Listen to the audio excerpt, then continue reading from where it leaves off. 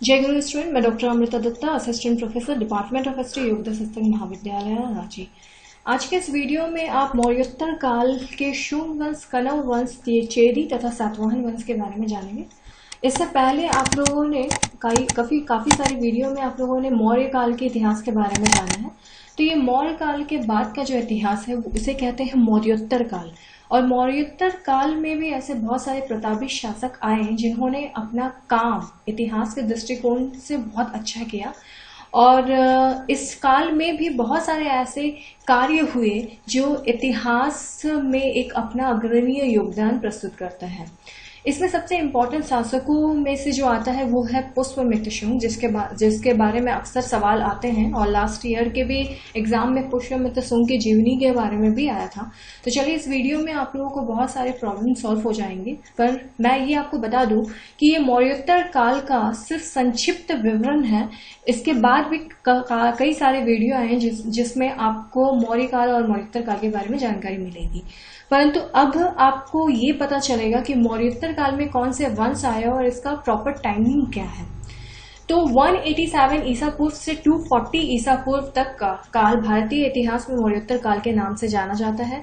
इस काल में मगध सहित भारत के विभिन्न हिस्सों में ब्राह्मण साम्राज्य यानी शुंग, कण्व, सातवाहन एवं वाकाटक का उदय हुआ तथा विदेशी आक्रमण हुए।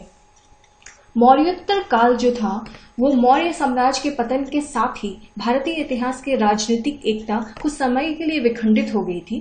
अब ऐसा कोई वंश नहीं था जो हिंदू कुश में से लेकर कर्नाटक एवं बंगाल तक आधिपत्य स्थापित कर सके।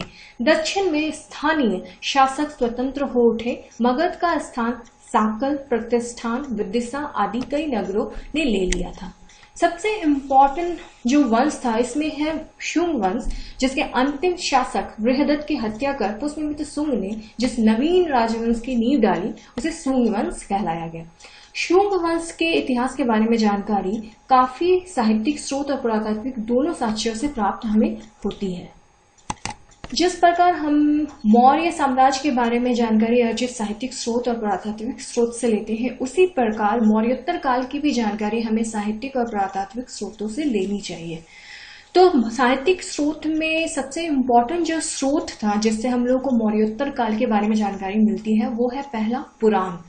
और पुराण में भी वायु और मत्स्य पुराण से शुंग वंश के जो संस्थापक थे पुष्यमित्र शुंग, उसकी जानकारी मिलती है। नेक्स्ट जो सबसे इम्पोर्टेंट था वो है हर्षचर्य, जिसकी रचना बाण भट्ट ने की थी और इसमें अंतिम मौर्य शासक बृहदत्त की चर्चा की गई है।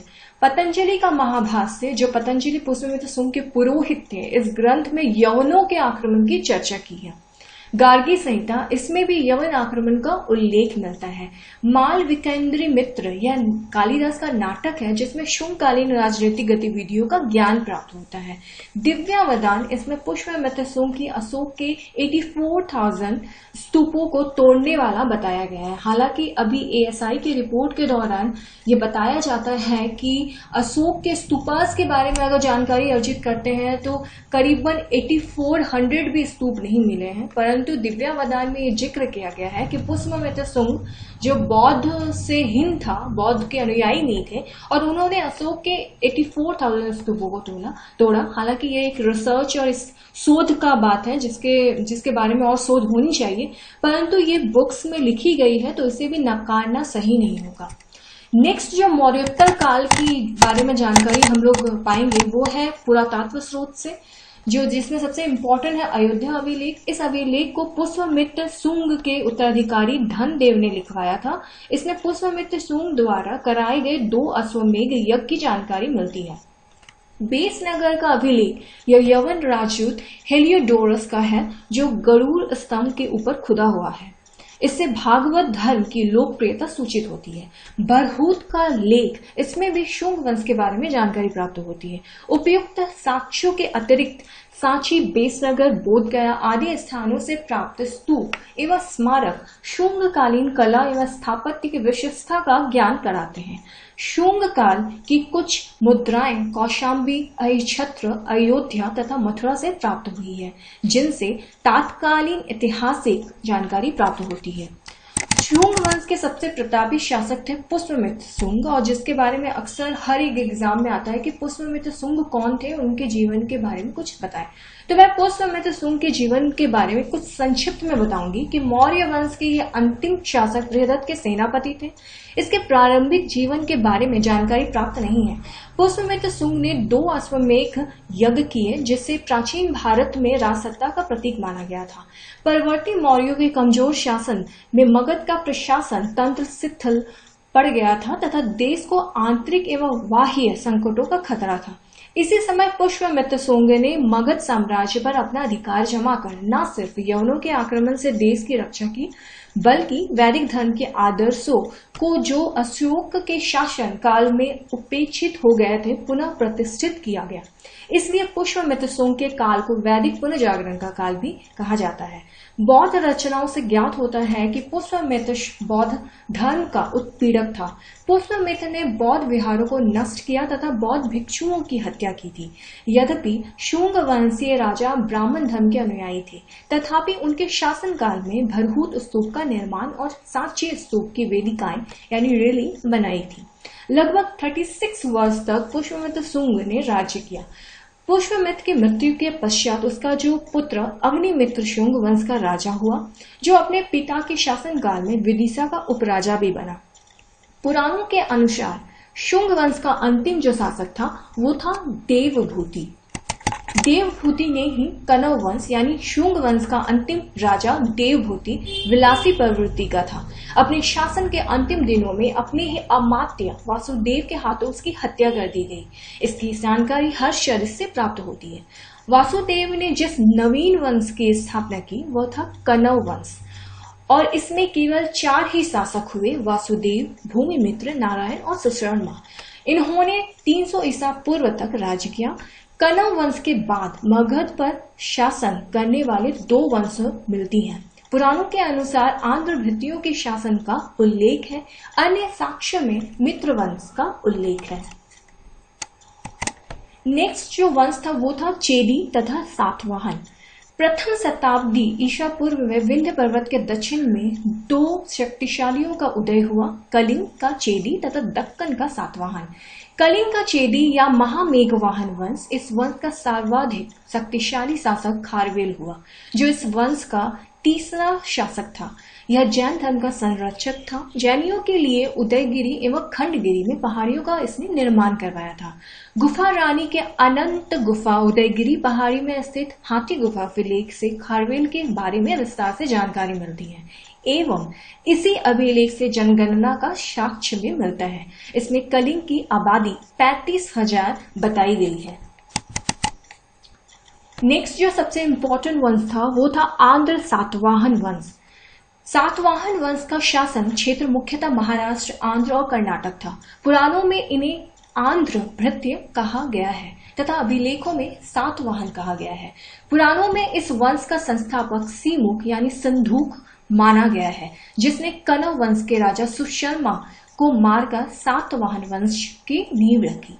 सातवाहन वंश से संबंधित जानकारी हमें अभिलेख, सिक्के तथा स्मारक तीनों से प्राप्त होते हैं। अभिलेखों में नागनिका का नानाघाट जो महाराष्ट्र पूना में है, गौतमी पुत्र सातकर्णी के नासिक से प्राप्त 2 गुहालेख, गौतमी पुत्र बल्लश्री का नासिक गुहालेख, वशिष्ठी पुत्र पुलुमावी का नासिक गुहालेख, वशिष्ठी पुत्र पुलुमावी का कार्ले गुहालेख, यज्ञश्री सातकर्णी का नासिक गुहालेख महत्वपूर्ण है।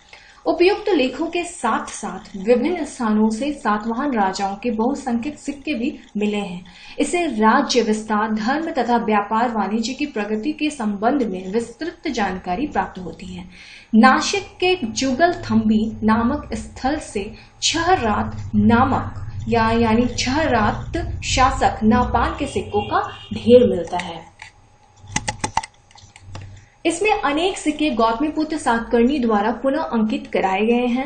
इससे नहपान पर सातवाहन शासक के विजय की जानकारी मिलती है। यज्ञश्री सातकर्णी के एक सिक्के पर जलपोत के चिन्ह उत्कीर्ण है। इससे पता चलता है कि समुद्र के ऊपर उनका अधिकार था। सातवाहन सिक्के सीसा, तांबा तथा पोटीन, तांबा जिक्शिका, सीसा तथा 3 मिश्र धातु से ढलवाए गए थे। इन पर मुख्यतः अश्व, सिंह, वृष, गज, पर्वत, जहाज, चक्र, स्वास्तिक, कमल, त्रिरत्न, कांसे से जुड़े 4 बाल उज्जैन चिन्ह और आदि अंकन किए गए हैं। विदेशी विवरणों से भी सातवाहन वंश पर प्रकाश पड़ता है। इनमें प्लिनी, टालमी, प्लीकस ऑफ एर्थियन से लेखक विवरण प्रस्तुत करते हैं कि पेरिप्लस के अज्ञात लेखक ने पश्चिमी भारत के बंदरगाहों का स्वयं निरीक्षण किया था तथा वहां के व्यापार वाणिज्य के प्रत्यक्ष अनुभव के आधार पर जानकारी दी है। सातवाहन काल के अनेक चैत्य एवं विहार, नासिक, भाजा काले आदि जगहों से प्राप्त हुए हैं। अगला प्रमुख शासक सातकर्णी प्रथम था एवं इसने भी 18 वर्ष तक शासन किया। कालांतर में शकों के विजयों के फलस्वरूप सातवाहनों का अपने क्षेत्रों से अधिकार समाप्त हो गया, किंतु गौतमीपुत्र सातकर्णी ने सातवाहन वंश की प्रतिष्ठा पुनः स्थापित करने में सफलता प्राप्त की। गौतमीपुत्र सातकर्णी ने शकों, यवनों, पहलों तथा चहरातों का नाश कर सातवाहन वंश की पुनः प्रतिष्ठा स्थापित की। सातकर्णी ने नहपान को हराकर उसके चांदी के सिक्कों पर अपना नाम अंकित कराया। नासिक के जोगल थंबी से प्राप्त सिक्कों के ढेर में चांदी के बहुत से ऐसे सिक्के हैं जो नहपान ने चलाए थे और इस पर पुनः गौतमीपुत्र की मुद्रा अंकित है। गौतमीपुत्र सातकर्णी के बाद उसका पुत्र वशिष्ठी पुत्र पुलमावी राजगद्दी पर बैठा। उसके अभिलेख अमरावती, कार्ले और नासिक से मिले हैं। यक्षश्री सातकर्णी सातवाहन वंश का अंतिम शक्तिशाली राजा हुआ। इसके मृत्यु के बाद सातवाहन साम्राज्य के विघटन की प्रक्रिया जारी हुई तथा यह अनेक छोटे छोटे राज्यों में विभक्त हो गया। आपको कुछ अन्य तथ्य के बारे में भी जानना चाहिए, जिसमें सातकर्णी प्रथम ने 2 अश्वमेघ तथा एक राजस्व यज्ञ का अनुष्ठान किया था। इसने गोदावरी तट पर स्थित प्रतिष्ठान को अपनी राजधानी बनाया। सातवाहन शासक हाल स्वयं एवं कवि तथा कवियों पर विद्वानों का आश्रय जाता था। इसने गाथा सप्तशती नामक मुक्तक काव्य की रचना हाल के प्राकृत भाषा में की थी। हाल की राजसभा में बृहत कथा के रचयिता गुणाढ्य तथा कातंत्र नामक संस्कृत व्याकरण के लेखक शववर्मन निवास करते थे। गौतमीपुत्र सातकर्णी ने वेंकटम स्वामी की उपाधि धारण की तथा वेंकटक नामक नगर की स्थापना की। वशिष्ठी पुत्र पुलमावी ने अपने को प्रथम आंध्र सम्राट कहा। गौतमीपुत्र सातकर्णी ने अपने वशिष्ठ पुत्र पुलमावी का विवाह रुद्रदामन की पुत्री से किया था। पुलमावी को दक्षिणापथेश्वर कहा गया है। पुराणों में इसका नाम पुलोमा मिलता है। ब्राह्मणों को भूमिदान या जागीर देने वाले प्रथम शासक सातवाहनी थे, किंतु उन्होंने अधिकतर भूमिदान बौद्ध भिक्षुओं को ही दिया। भरौच सातवाहन काल का प्रमुख बंदरगाह एवं व्यापारिक केंद्र था। सातवाहन काल में व्यापार व्यवसाय में चांदी एवं तांबे के सिक्कों का प्रयोग होता था, जिसे करशापन कहा जाता था। सातवाहन काल में निर्मित दक्कन की सभी गुफाएं बौद्ध धर्म से संबंधित थी। सातवाहन राजाओं के नाम मातृप्रधान है, लेकिन राज सिंहासन का उत्तराधिकारी पुत्र ही होता था। सामंतवाद का प्रथम लक्षण सातवाहन काल से ही दिखाई पड़ता है। सातवाहनों की राजकीय भाषा प्राकृत तथा लिपि ब्राह्मी थी। गौतमीपुत्र सातकर्णी ने स्वयं को कृष्ण, बलराम और संकर्षण का रूप स्वीकार किया। गौतमीपुत्र सातकर्णी को वेदों का आश्रयदाता कहा जाने लगा था।